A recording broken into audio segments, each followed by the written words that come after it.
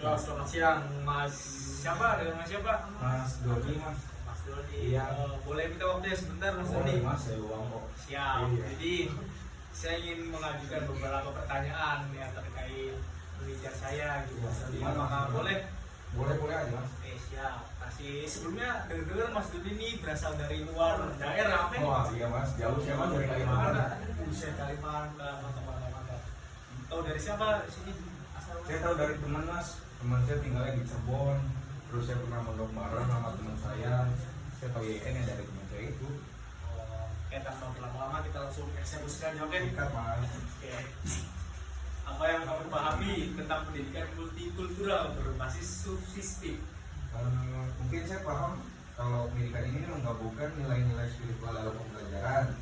Jadi kita tuh tidak hanya belajar secara akademis, tapi kita menghargai atau memahami perbedaan. Terus mau tanya lagi Mas, bagaimana kalau pengalaman Mas Doni ini saat beradaptasi dengan lingkungan kampus yang beragam? Ya awalnya ya saya merasa sulit untuk interaksi gitu ya dengan teman-teman saya yang budayanya berbeda gitu, ada Sunda, ada Jawa.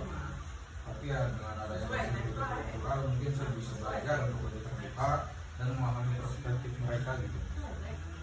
Terus nih apa peran konselor dalam membantu Mas Doni ini menghadapi tantangan ini? Wah, konselor sangat membantu, Mas. Mereka tuh mendengarin keluhan saya, selalu memberikan arahan, bagaimana cara beradaptasi dan sebagainya. Terus apa nilai subsistik? Apa nilai subsistik yang mempengaruhi hubungan dengan teman-teman dan latar belakang Mas Doni ini, latar belakang yang berbeda ini?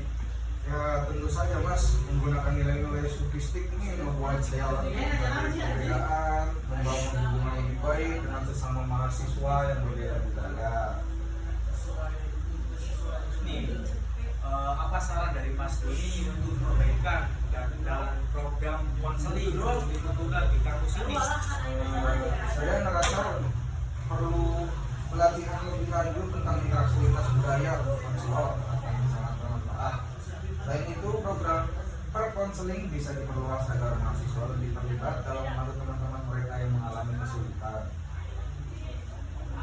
Mau tanya lagi nih Mas, bagaimana menurut Mas Doni ini tentang integrasi prinsip globalization dalam pendidikan dan layanan kampus konseling di kampus? Saya nggak ngerti, Mas. Bisa dijelasin nggak, Mas? Jadi kayak gini nih Mas Doni. Iya, gimana? Integrasi prinsip globalization penting karena kita hidup di dunia yang semakin terhubung dengan menghargai karakter lokal sambil tetap menyadari isu-isu global. Kita bisa membentuk identitas yang lebih kuat sebagai mahasiswa di kampus ini, Mas Doni. Gitu ya, Mas. Yoi. Apakah Mas Doni merasa lebih siap menghadapi tantangan globalisasi setelah mengikuti berkonsultasi dalam program ini? Ya mungkin dengan program ini bisa membuat saya lebih sadar ya tentang tantangan yang dihadapi di era globalisasi dengan dukungan yang tepat. Mungkin saya ngerasa lebih pede berinteraksi dengan orang-orang dari latar belakang yang berbeda. Oke.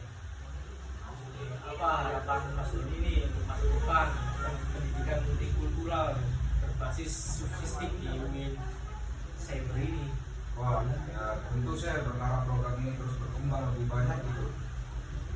Semoga ini menjadi contoh bagi institusi lain dalam mencapai akademik yang inklusif dan harmonis. Terima kasih Mas Dodi untuk masukannya. Saya sangat berterima kasih sebesar-besarnya telah membantu penelitian saya pada hari ini. Ya, terima kasih lebar Mas.